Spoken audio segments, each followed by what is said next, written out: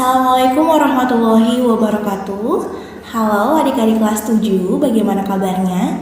Semoga adik-adik semua dalam kondisi sehat dan juga tetap semangat ya di rumah. Di video kali ini kita akan belajar materi tentang norma-norma yang berlaku di masyarakat. Ada dua topik yang akan Ustazah bahas dalam video ini. Yang pertama tentang hakikat norma dan yang kedua tentang jenis-jenis norma. Baiklah adik-adik, kita masuk ke pembahasan yang pertama, yaitu tentang hakikat norma. Norma itu apa? Norma adalah aturan atau kaidah yang mengatur tingkah laku manusia di lingkungan masyarakat dan sifatnya mengikat. Contohnya, kita saat ini harus mematuhi protokol kesehatan, menggunakan masker, jaga jarak, dan juga rajin mencuci tangan. Ada yang tahu tujuannya apa? Tujuannya agar kita bisa terhindar dari virus corona. Jika kita tidak mematuhi peraturan dari pemerintah, maka kita akan mendapatkan teguran. Tegurannya seperti apa? Kalau di Kota Bontang sendiri, kalau kita ketahuan tidak menggunakan masker, maka kita akan diminta untuk menyapu jalanan. Malu kan kalau misalnya di pinggir jalan kita dihukum seperti itu? Kira-kira ada yang mau tidak? Nggak ada. Lalu, jika tidak ada protokol kesehatan, apa yang akan terjadi saat ini? Ada kemungkinan kita semua akan terpapar dari virus corona. Makanya, adanya norma itu pasti ada tujuan yang ingin dicapai, sama halnya dengan protokol kesehatan seperti ini. Setelah hakikat norma, kita akan membahas materi tentang jenis-jenis norma. Jadi, norma itu dibagi menjadi 4 adik-adik. Yang pertama, norma agama. Yang kedua, norma kesusilaan. Yang ketiga, norma kesopanan. Dan yang keempat, norma hukum. Jenis norma yang pertama, yaitu norma agama. Kita tinggal di Indonesia mempercayai beberapa keyakinan. Ada agama Islam, ada Kristen Protestan, ada Katolik, Hindu, Buddha, dan Konghucu.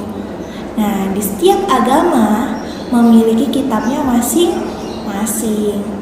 Pada kitab tersebut berisi berupa perintah untuk melakukan kebaikan dan menjauhkan dari perilaku yang tidak terpuji. Jadi, norma agama ini aturannya bersumber dari kitab suci masing-masing agama. Lalu, apa sanksinya jika kita melanggar norma agama? Maka kita akan mendapatkan dosa. Sedangkan jika kita menjalankan amal baik, maka kita akan mendapatkan pahala. Contoh perilaku di norma agama. Kita sebagai umat muslim, contohnya seperti kita sholat 5 waktu, rajin mengaji, sedekah, dan lain-lain. Next, kita lanjut ke norma kesusilaan. Norma kesusilaan bersumber dari hati nurani setiap manusia. Biasanya, hati nurani ini berkaitan dengan kejujuran. Jika kita melakukan hal yang tidak sesuai dengan suara hati kita, maka kita akan merasakan tidak tenang, bahkan tidak percaya diri. Jadi kayak beban mental seperti itu. Contoh-contoh perilaku dari norma kesusilaan: tidak sombong, jujur, baik kepada setiap orang. Itulah contoh-contoh dari norma kesusilaan. Lalu, apa sanksinya jika kita melanggar norma kesusilaan? Maka kita akan merasakan tidak tenang, jiwa kita terganggu. Pernah nggak kalian merasakan nyontek pertama kali? Pasti takut banget kan? Dan hati kalian tuh tidak tenang banget. Aduh, aku kayaknya buat salah deh. Dosa nggak ya? Salah nggak ya? Gitu. Jadi hatinya tuh kayak tidak tenang. Itu salah satu perasaan yang dirasakan jika kita melanggar norma kesusilaan. Baiklah adik, kita lanjut ke norma kesopanan. Norma kesopanan bersumber dari masyarakat. Jadi dia mengatur tingkah laku kita di lingkungan masyarakat. Jika kita tidak sesuai dengan aturan di masyarakat, maka kita akan mendapatkan teguran. Contohnya seperti makan sambil berdiri. Itu kan tidak sopan ya.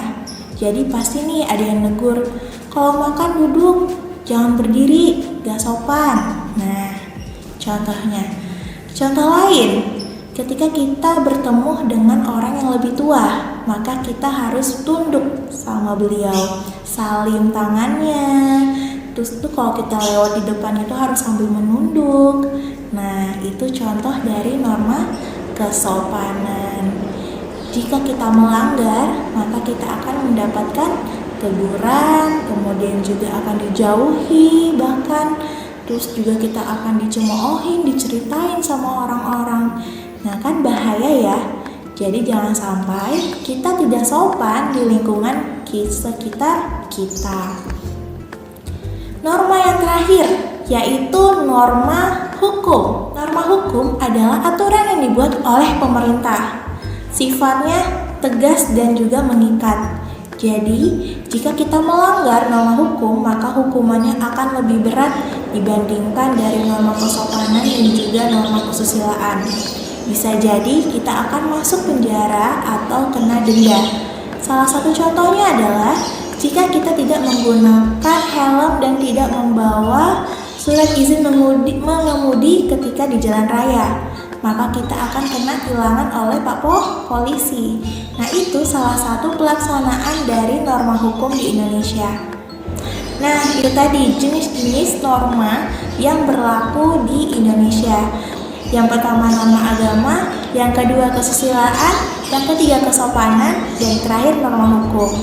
Kita sebagai warga negara yang baik harus taat dan patuh kepada aturan yang ada di negara kita. Mungkin cukup untuk materi kali ini. Sampai jumpa di video selanjutnya. Sekian dari Ustazah. Wassalamualaikum warahmatullahi wabarakatuh. Dadah.